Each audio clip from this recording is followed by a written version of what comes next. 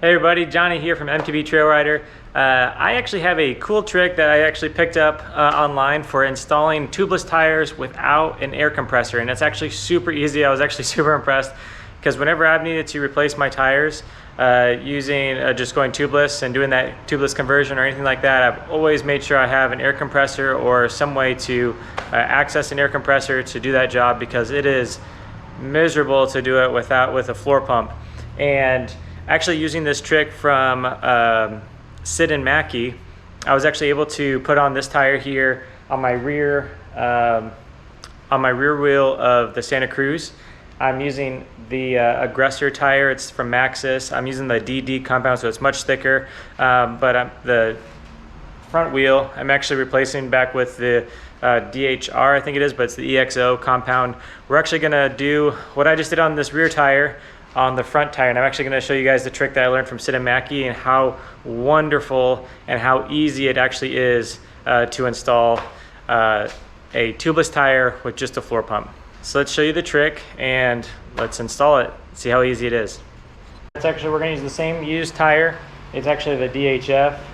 It's a 2.6 tire on a 35 millimeter width rim. So just like you would prep anything else, just clean your rim. I used just some basic rubbing alcohol, paper towels, wiped it down, put a new valve stem in there just because for whatever reason it was like super like gritty inside the tire with the old like sealant and whatever else. It was almost like dirt, like grime, grit.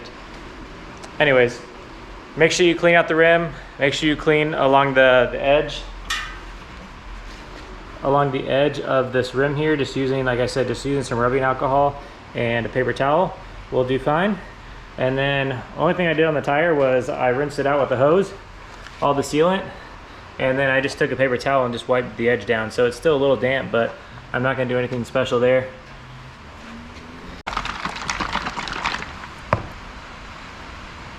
All right, so now that we got half the tire on, we're just gonna pour our sealant. Just trying to keep this as clean as possible.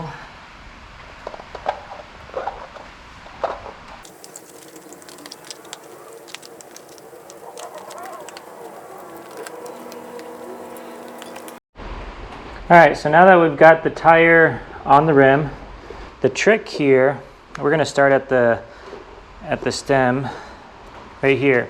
And so what we're going to do, we're actually going to, again, learning this trick from Sid and Mackie on their channel, you're actually going to pre-seat the bead of the tire.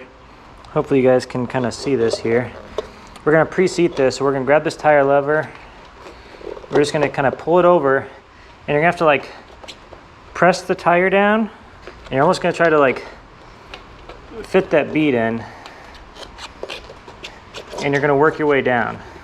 Initially, you kind of need to stretch it down first, and because it'll get tighter, but you're gonna just keep pressing this in along that edge. Hopefully you guys can see this.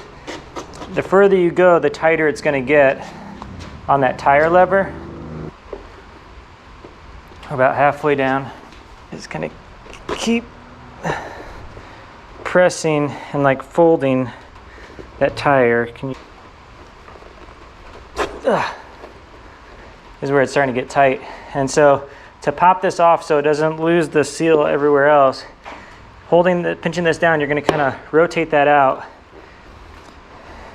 and it should sit inside decently well. So now we're going to go back to our valve stem there, and we're going to flip the tire around, and basically we're going to do the opposite side, still going forward. But what this is doing, so before we front from the stem down halfway on this side, but opposite side. So basically you're gonna get to do like two like half moons almost on this. What I did with the other tires, I just put the tire on, seated it, and then I poured the sealant through the stem. So this side's gonna be much tighter because you've already got part of the other half seated on the other side. It'll probably actually unseat the opposite side if you go too far, but that should do. It looks like we've got this seal, looks like it's already seated in there. I'm gonna wipe this down with this paper towel here.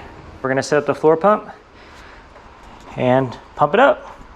All right, before you start pumping, make sure you have your valve core ready to go, because I took the valve core out so I can get as much air as possible into the tire. And again, this is just a basic floor pump. And it goes, locks it on. Look, it's already just going through, no problem.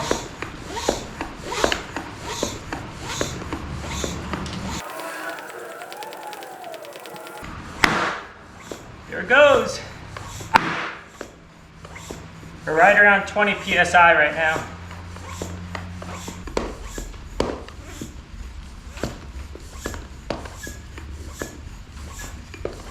All right, right around 40 PSI. Kind of made a mess with that sealant. So, as soon as I pop this off, actually, I'm gonna plug it with my finger, and then we're gonna stick the valve core in there.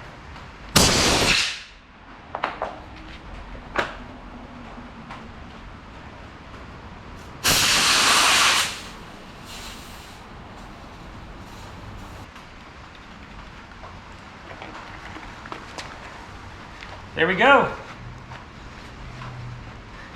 Pretty fancy. Again, learned this trick from Sid and Mackie from their channel, but they travel around the country racing together, living out of the van, so they're constantly always changing tires for different races and different conditions and things like that. So they shared this trick because they usually just have a floor pump to air up their tires. So there was no effort into this.